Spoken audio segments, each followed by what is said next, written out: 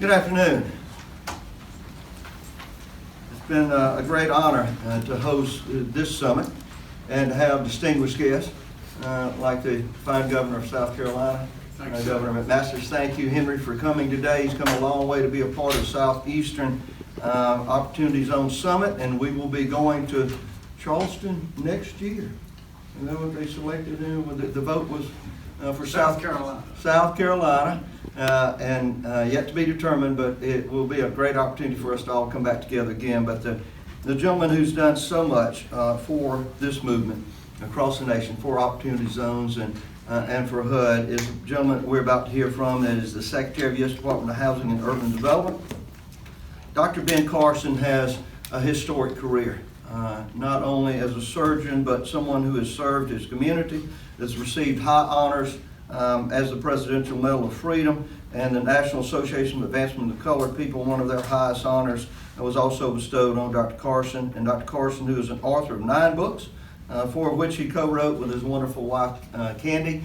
And we're honored to have him here today, Secretary, Department of Housing and Urban Development, Dr. Benjamin Carson. Dr. Carson. Well, thank you. It's been wonderful being here with Governor Bryan and McMaster and many of the other people who have helped putting this wonderful summit together.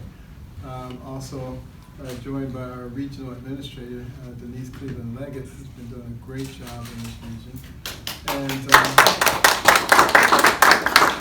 And Jerron Smith from the White House and Scott Turner. And so many people who have just put a lot into making sure that America is successful. And on behalf of the White House Opportunity and Revitalization Council, I'm proud to announce today actually something very new. In fact, this is the official announcement. It's called OpportunityZones.gov. We've been talking about the fact that we were going to have a website which will be able to connect people to the events and to the things that are going on with the Opportunity Zones and provide them with the chance to get involved themselves. It's an interactive new tool that'll bring the communities, investors, and resources together with the click of a button in order to further assist the distressed and diverse communities that Opportunity Zones serve all across the country. And since President Trump signed the executive order establishing its creation, the White House Opportunity and Revitalization Council has taken over 150 actions to align existing federal resources, policies, and programs to maximize their impact on the Opportunity Zones. And to date, the Council has traveled to more than 40 urban, rural, and tribal areas throughout the country that are designated as Opportunity Zones.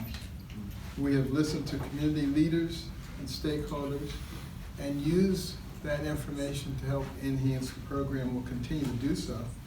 And this website, OpportunityZones.gov, remember that, will further enhance our efforts moving forward with more information and opportunities that are available to neighborhoods throughout the nation that are in need. And since the beginning of his administration, the President said we're not going to forget about the men and women who've been forgotten. This is a way for them and everybody else to interact with what's going on, and I think it's going to make a huge difference.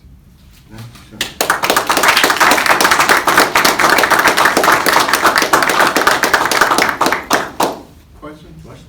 Secretary, you said in an interview in March that as a result of the Opportunity Zone in Vicksburg, that developers were coming to the area to build housing for those workers. Can you tell me what that development was, where you got that information? Actually, I think the governor might be able to speak to that better than I can tell you we've got 2 locations here in Mississippi where we're working with affordable housing. Our Mississippi Home Corporation is working to expand tax credits so that we can target opportunity zones for developers. And we hope to have a proof of concept by the end of the year. But it is a perfect fit for opportunity zones. Not only do you receive the tax credits for those capital gains that are deferred, but other incentives for development of workforce housing in distressed communities.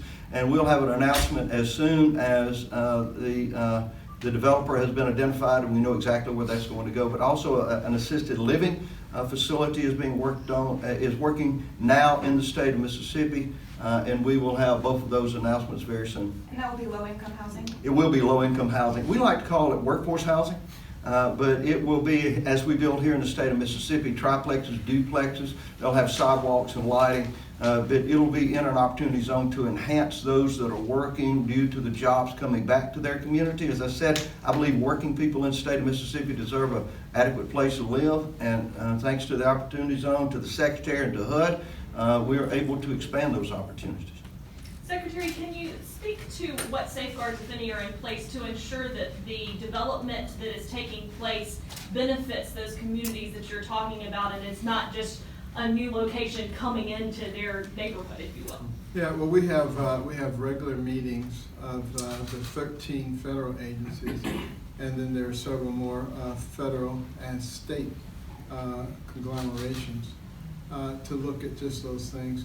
And also the Council of Economic Advisors has a special group that is looking at the outcomes and doing real-time analysis as well as a retrospective analysis when it's all done to make sure that the mission is adhered to. Secretary, can I add a little bit to that? Yes, please. How's it going? Jerron Smith from the White House. Just wanted to add that this is the reason why we had this conference here, because at the end of the day, this tool is to be leveraged by localities, and they have to put together a strategy to best leverage the tool. Because of Governor Bryant's leadership, they've used the tool in a way that's empowered the community. And they had the local mayor from Vicksburg, and without the local mayor's leadership on that, we wouldn't have had the type of impact for the community. And so it's really about local leadership, and we're working to be good federal partners. You mentioned 2 locations. One was Vicksburg. What was the other city in Mississippi? Vicksburg, there's also a project in Columbus, Mississippi that has been updated, and because of the owner of the John Deere heavy equipment company here in town was able to, as he sold property here, take that investment into Columbus, Mississippi, where there was an older shop, and is updating it and hiring more people, again, in a distressed area in Columbus.